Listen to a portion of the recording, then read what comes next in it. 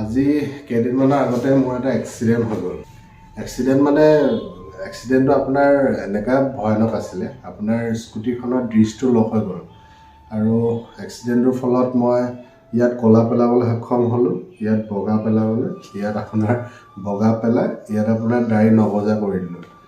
দ্বিতীয় কণ্ডিশ্যন হৈছে আপোনাৰ এটা এক্সপিৰিয়েঞ্চ হ'ল আৰু হাততো অকণমান দুখ পালোঁ। আপোনাৰ এইটো হাততো পাইছোঁ, ইয়াতো অলপ ভাত চাত খাওঁতে নিমখটোত অলপ ধৰে আৰু বাকীখিনি আপোনাৰ এইটো অৱস্থা মানে মোৰ। দ্বিতীয় কণ্ডিশ্যন কি হ'ল, এক্সিডেণ্টটো হোৱাৰ পিছত প্ৰথম দিনা এছপলিন খহাৰ পৰা আজিলৈকে মানে আজিৰ দিনটোলৈকে বহুতখিনি ঘাট প্ৰতিঘাত পাৰ কৰিছোঁ।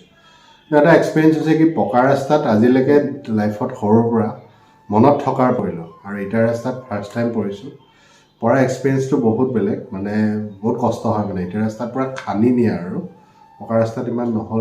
ডিছটো চাউণ্ড দি থাকিলে কিয় দেখাব লাগে সেইখিনি কণ্ডিশ্যন এটা শিক্ষা পালোঁ।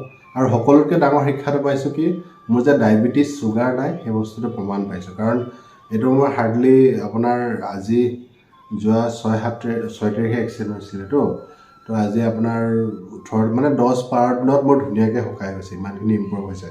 অলপ প্ৰব্লেম আছে চকুটোত। তোমাৰ 4 দিনতে শুকাই গৈছে? 4 দিনতে মোৰ শুকাই গৈছে। আৰু ডাঙৰ কথাটো কি মই বহুত ধন্যবাদ দিব লাগিব ইয়াৰ কাৰণে সাজু দা আপোনাৰ ইমান ধুনীয়াকৈ মোক আপোনাৰ ট্ৰিটমেণ্টখিনি কৰিছে। মই জাষ্ট ফটো পঠাই দিছোঁ প্লাছ অকণমান ভিডিঅ' কৰি পঠাই দিছোঁ। তাৰপিছত মই গোটেইখিনি চাই মেলি ইমান ধুনীয়াকৈ বহুত ভাল পাইছোঁ, মানে এণ্টিবায়'টিক হওক। আৰু লগতে মই ধন্যবাদ জনাব লাগিব মোৰ ঊৰ্ধ্বতম কৰ্তৃপক্ষক, যোনে মোক ইমানখিনি মৰম কৰি আজি ধুনীয়াকৈ ৰাখিছে। আৰু প্ৰত্যেকজন মানুহক মোৰ প্ৰত্যেকজন শুভাকাংক্ষীকে বহুত ধন্যবাদ। মই যে তোমাক প্ৰথম নাৰ্ভাছ নোহোৱাকৈ ড্ৰেছিং কৰিলোঁ। তাকেতো, আৰু প্ৰথম কোনো চিঞৰ বাখৰ কৰা নাই, নখ কাণ কৰি লাভ নাই। 11টা নহয় 10:30 আৰু সেই সময়টোত যেতিয়া আপোনাৰ এক্সিডেণ্ট হয় এনেকুৱা এটা মুভমেণ্ট হৈ যায়, তেতিয়া আপোনাৰ আয়ডিন বিচাৰিব, কপাহ বিচৰাটো বাদ দিয়ক, এছপলিন লগাই দিছে না গৰম পানী দি ধুৱাই লৈছে। তাৰপৰা গোটেই বালি হৈ গৈছে। মই কৈছোঁ সুৰভি মই পৰিলোঁ। তাৰপিছত তাই যিটো ৰিয়েকশ্যন দি ভিতৰৰ পৰা ওলাই গৈছে। নেক্সট আপোনাৰ মই স্কুটিখনৰ দেখাইছোঁ। আপোনাৰ স্কুটিখনৰ ইয়াত অলপ স্ক্ৰেচ পৰিছে, স্ক্ৰেচটো ইয়াত অলপ পৰিছে, মনত থাকিব। আৰু লগতে আপোনাৰ এই ডিছটো লগ হৈ গ'ল, যিটো ডিছ থাকে ইয়াত ডিছটো। গতিকে আমি প্ৰত্যেকজনে অকণমান ডিছটো চাউণ্ড ওলোৱাৰ লগে লগে আপুনি মানে ভালকৈ আপুনি বস্তুটো লগে আপুনি ডিছটো চাউণ্ড ওলোৱাৰ লগে আপোনাৰ হেৰি কৰিব লাগে, নহ'লে অন্যথা।